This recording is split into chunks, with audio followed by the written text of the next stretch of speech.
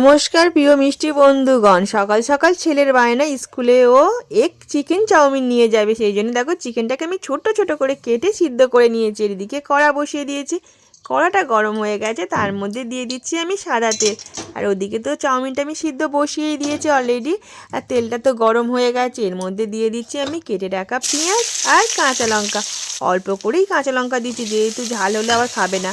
আর সিদ্ধ করে রাখা চিকেনটাকেও দিয়ে দিলাম এর মধ্যে। এবার হালকা আঁচে আমি এটাকে ভেজে নেব। বেশি জোরে আঁচ দিলে কিন্তু পেঁয়াজটা পুড়ে যাবে, পুড়ে গেলে একদম ভালো লাগবে না। এবারে আমি ডিমটাকে দেখো একটু লবণ দিয়ে ভালো করে ফেটিয়ে নিচ্ছি।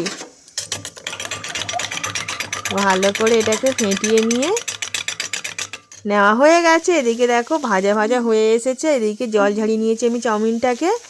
এবারে আমি এর মধ্যে একটুখানি দিয়ে দিলাম ম্যাগি মশলা। ম্যাগি মশলা না দিলে না চিকেনের যে আঁশটানি গন্ধটা আছে সেটা যাবে না।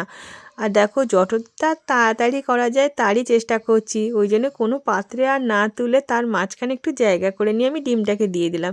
এবার ডিমটা একটু ভুজিয়া টাইপের করে নিচ্ছি। দেখো চিকেন আর ডিম একদম ভাজা ভাজা হয়ে গেছে। এবার এর মধ্যে দিয়ে দিচ্ছি আমি জল ঝাড়ানো চাউমিনটাকে দিয়ে দিলাম। এবার এটাকে আমি ভালো করে নেড়ে চেড়ে দিচ্ছি হালকাভাবে। এবার লবণ দিয়ে দিলাম। এবারে হালকাভাবে নেড়ে একটুখানি ম্যাগি মশলা আর গোলমরিচের গুঁড়ো দিয়ে দিলাম। খুবই কম তেলে আমি ওকে টিফিনটা বানিয়ে দিই। ও একটু বেশি তেল চায়, কিন্তু দিই না আমি।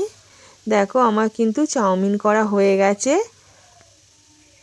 চিকেন চাউমিন রেডি হয়ে গেছে। এবার ওর টিফিন বক্সটা ভরে দেওয়ার পালা। দেখো টিফিন বক্সটা ভর্তি করে দিচ্ছি।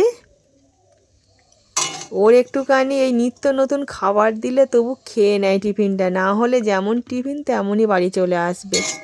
দেখো টিফিন বক্স গোছানো কমপ্লিট হয়ে গেছে। আজকের মতন আসি বন্ধুরা, টাটা।